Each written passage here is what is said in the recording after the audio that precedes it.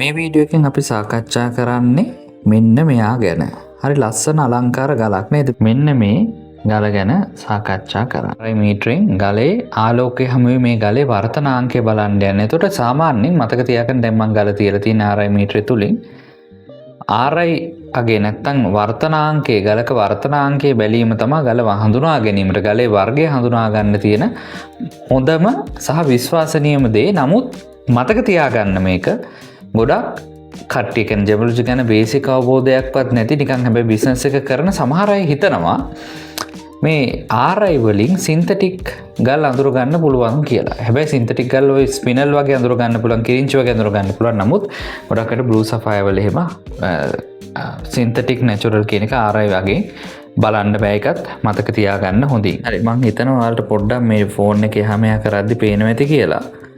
සාමාන්‍ය කීය වගේ තියෙන්නේ 1.75ට චුට්ටක් උඩින්නේ 1.75 ළඟ අපිට කියන්න පුළුවන් එක 1.75යි එකක් දෙකක් වගේනේ. ඔයාලට පේනවද මෙන්න මෙතන තියෙන්නේ මේ? අනික ඔයාලට මෙන්න මේකේ පේනවද RI වර්තනාංකයන් එකයි පෙන්නන්නේ. වර්තනාංකයන් එකක් පෙන්නනවා කියන එකෙන් අදහස් වෙන්නේ මොකද්ද? මේ ගල සිංගල් ගලක්. මේක ඇත්තටම මේ 1.75යි එක වගේ අගයන්නේ තියෙන්නේ. ඒතර සාමාන්‍ය මේක රොඩලයිට් ගානට් ගණයට තමයි අයිති වෙන්නේ. මේක ගානට් ගලක්. ගානට් ගල් සිංගල් ගල් නේ. ඒක නිසා තමයි අපිට එක ඉරක් පේන්නේ. සාමාන්‍ය ඩබල් ගලක් නම් මේක ඉරි දෙකක් පේන්න ඕනේ. සාමාන්‍ය ඔයාලා RI මීටර ඔයාලා බලද්දි උනත් කඩෙන් හරි අරගෙන RI මීටරයක් ගන්න ජෙමොලොජි කරනවා නම් එහෙම ගත්තාම අනිවාර්යෙන් RI values බලනකොට චුට්ටක් ඔළුව හරි මෙහෙම හරවන්න ඕනේ. දැන් මම කැමරාවනේ හරවන්නේ ඔයාලා ඔළුව හරවන්න. ඔළුව හරවනකොට හොඳට පේනවා. මේ ඔයාලට පේන්නේ මේකේ මයික්‍රොස්කෝපික් view එක. මේ ලයිටින් කන්ඩිෂන් එකේත් අපිට ගොඩාක් මේ මයික්‍රොස්කෝප් එකට පේන්නේ මෙයාගේ පිටත view. අපි ටිකක් ඩාර්ක් ෆීල්ඩ් ඉලුමිනේෂන් එකට දාගත්තාම ඩාර්ක් ෆීල්ඩ් ලයිටින් කන්ඩිෂන් එකේදී තමයි මේකේ ඉන්ක්ලූෂන්ස් පේන්නේ. නමුත් ඔයාලට පේනවා ඇති මේකේ ෆැසට් වලින් බලද්දී නම් අපිට එච්චරම ක්වොලිටි නැති ගතියක් පේනවා. ඒ කියන්නේ ෆැසට් ටික ගෙවිලා තියෙන්නේ. හරි. මේකේ අපිට චූට්ටක් බබල් ස්වරූපයක් පේනවනේ. මෙන්න මෙතන පොඩ්ඩක් බබල්ස් වගේ ටිකක් ලික්විඩ් ෆෙදර්ස් වගේ පේනවා. ඒ ගොඩාක් අර සර්ෆස් එකේ තමයි අපිට මේකේ ඉන්ක්ලූෂන්ස් ටිකක් පේන්නේ. හැබැයි මෙහෙම බලනකොට ලික්විඩ් ඉන්ක්ලූෂන්ස් වගේ කියන්නේ ෆෙදර්ස් වගේ ගතියක් පේනවා. මේ බලන්න ෆෙදර්ස් වගේ ගතියක් අපිට මේ ගලේ පේනවා. මේ උඩටම කරාම දැන් මේක විශාලනය කරනවා. දැන් ඔන්න දැන් 10 වාරයක් විතර විශාලනේ තියෙන්නේ. දැන් මේක මොකද කරන්නේ මම 20 වාරයක් දැන් වෙදී 40 වාරයකට වගේ විශාලනය වෙලා තියෙනවා.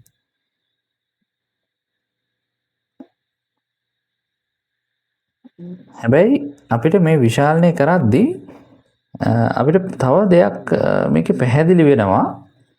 මේකේ ඉන්ක්ලූෂන්ස් හරි පොඩි. දැන් මේක අපිට හරියටම කියන්න බෑ ඉන්ක්ලූෂන් එකේ වර්ගය. දැන් අපි මෙහෙම වැඩක් කරන්න යන්නේ. දැන් පොඩ්ඩක් ෆෙදර්ස් වගේ ගතියක් අපි මේකේ දැක්කා. නමුත් අපි දැන් මේකේ විශාලනය මගේ අනිත් මයික්‍රොස්කෝප් එකෙන් විශාලනය ටිකක් 250 වාරයකට වගේ විශාලනය කරලා අපි බලමු මේකේ තත්ත්වය කොහොමද කියලා. හරි. මේ ඉමේජස් නම් ටිකක් ක්වොලිටියට පේනවා අඩුයි. ඒකට හේතුව මේක මගේ මේ සාමාන්‍ය මයික්‍රොස්කෝප් එකක්. ඒතකොට මේකේ විශාලනය මේ 100 වතාවක් විතර විශාලනය කරාට පස්සේ අපිට පේන එක. නමුත් ඔයාලට පේනවා ජෙමොලොජිකල් මයික්‍රොස්කෝප් එක තරම් හොඳින් මේකේ පේන්නේ නැහැ.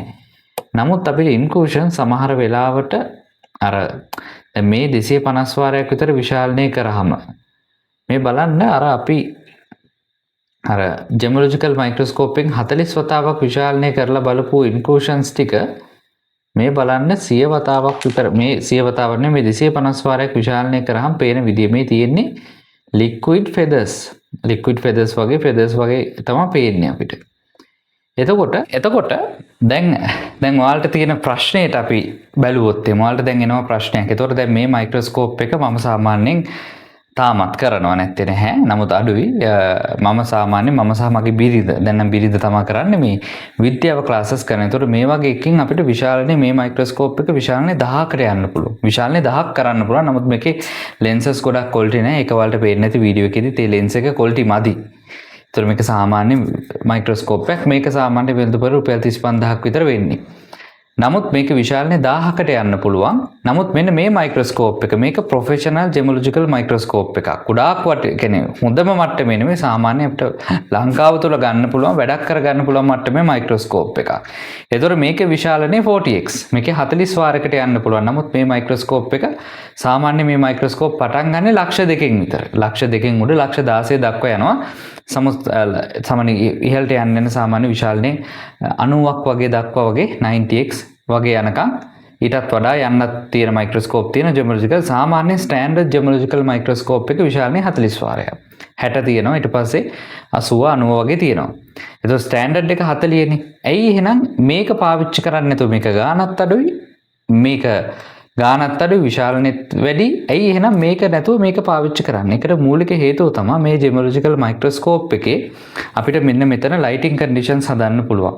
ඒතකොට මේ ලයිටිං කන්ඩිෂන් එක අපිට සමහර ගලේ බොඩි එක හොඳට අධ්‍යයනය කරන්න පුළුවන්. ඊට පස්සේ ඉන්ක්ලූෂන්ස් ත්‍රිමානව අපිට දකින්න පුළුවන්. දැන් මේ මයික්‍රොස්කෝප් එක අපිට ඉන්ක්ලූෂන්ස් පේන්නේ ෆ්ලැට් 2D විදියට පේන්නේ. මේකේ නමුත් ඉන්ක්ලූෂන්ස් ත්‍රිමානව ඉන්ක්ලූෂන් එක නැත්තම් ඇතුළාන්ත විකෘති නොවි අපිට මේකේ ඒ කියන්නේ ගලේ තියෙන පළුදු දෝෂ විකෘති වෙන්නේ නැතුව විකෘතියක් නොවි අපිට බලා ගන්න පුළුවන්. ඉතින් ඒක නිසා තමයි මේ මයික්‍රොස්කෝප් එක අපි ජෙමොලොජිකල් මයික්‍රොස්කෝප් එකක් විදියට මේක අපි ජෙමොලොජි වලදී මැණික් හඳුනා ගැනීමට මේක භාවිතා කරන්නේ. ඒතකොට මම මේක සාමාන්‍යයෙන් මම මේ ගලට අපි අද වීඩියෝ එකේ කතා කරමු මේ ගලට මම මේක පාවිච්චි කරේ. මේකෙදී අපි ඉන්ක්ලූෂන්ස් ගොඩාක් අඩුවෙන් දැක්කේ. ඒත් එක්ක මේ ගල ගත්තොත් මේකේ ෆැසට් වලින් මේ ගල කට් කරලා දැන් ටික කාලයක් මේක දැන් අල්ලලා කරලා බලලා එහෙම කරලා එක එක මේ වැටිලා එහෙම මේක ෆැසට් වලින් ටිකක් ලොකු ඩැමේජ් වෙලා ටිකක් අපිට හරියට පේන්නේ නැහැ ඉන්ක්ලූෂන්ස්. ඉතින් ඒ මොහොතේදී මම තීරණය කරා මේක දැන් ඔයාලට උගන්වන්නත් ඕන නිසා මම මේ මයික්‍රොස්කෝප් එකට ගිහිල්ලා මේක විශාලනය කරලා මේකේ තියෙන ලික්විඩ් ෆෙදර්ස් ටික ඔයාලට පැහැදිලිව පෙන්වන්නම් කියලා. එතකොට මම මෙච්චර දුරට මේවා පැහැදිලි කරද්දි කෙනෙක්ට ප්‍රශ්නයක් එන්න පුළුවන් මෙහෙමත්. මෙයා කෝස් එකක් කරනවා මේවයි. ඒතර කෝස් මේ ගොඩාක් බරපතල කරුණු නැත්තම් ගැඹුරු කරුණු නොමිලේම ලබා දෙනවනේ කියලා. ඉතින් ඔයාලට මම මෙහෙම දෙයක් කියන්නම්. මේ වගේ කරුණු මං සෝෂල් මීඩියා වල පොදුවේ මේ ප්ලැට්ෆෝම් වල නිදහස් කරනවා නම් අපේ කෝස් එකේ මට්ටම ගැන ඔයාලා තීරණය කරන්න. ඉතින් අපේ මේ ඉන්ස්ට්‍රුමන්ට් හඳුනා ගැනීම නැත්නම් මේ ජෙමොලොජිකල් ඉන්ස්ට්‍රුමන්ට් සහ කට් ඇන්ඩ් පොලිෂ් මේ අපේ පාඨමාලාවේදී ජෙම්ස්ටෝන් පාඨමාලාවේදී අපි ගොඩාක් මේ අපි මේ කතා කරපු දේවල් වලටත් වඩා මේ මයික්‍රොස්කෝප් වල තියෙන ලයිටිං කන්ඩිෂන්ස් සහ මේ වල තියෙන වෙනස්කම් ටිකක් ගැඹුරින් සාකච්ඡා කරන්න. ටිකක් නේ හොඳටම ගැඹුරින් සාකච්ඡා කරන. එතකොට ඔයාලට ජෙමොලොජි පිළිබඳ විශාල අවබෝධයක් හම්බ වෙනවා. දැන් සාමාන්‍යයෙන් අපි ගත්තොත් එහෙම ලූප් එකක් වුණා. මේ ලූප් එක උනත් සාමාන්‍යයෙන් අපිට තියෙන ලූප් වර්ග ගොඩක් තියෙනවා. දැන් විශාලනය කිරීමම විතරක් නෙවෙයි ජෙමොලොජි වලදී විශාලනය කරන උපකරණයකින් ගලක් බැලීමෙන්ම පමණක් නෙවෙයි අපි ගලක ඇතුළාන්ත බලලා ගල මොකද්ද නැත්නම් ගල හීටඩ්ද සින්තටික්ද නැචරල්ද කියලා තීරණය කරන්න. ඊට වඩා මේ උපකරණ වල යමක් තියෙනවා. ඉතින් මේ හැම දෙයක් ගැනම අපි පාඨමාලාවේදී ටිකක් ගැඹුරින් සාකච්ඡා කරනවා. ඉතින් ඒක ඔයාලගේ ගමනට ගොඩක් ප්‍රයෝජනවත් වෙයි. එහෙනම් අපි ඊළඟ වීඩියෝ එකේදී අපි ටිකක් රෆ් ස්ටෝන් එකක් අඳුර ගන්න එක තමයි බලන්නේ. අපි මේ වීඩියෝ එකෙන් හම්බෙමු. එහෙනම් මේ වීඩියෝ එක විතරින් නතර කරනවා.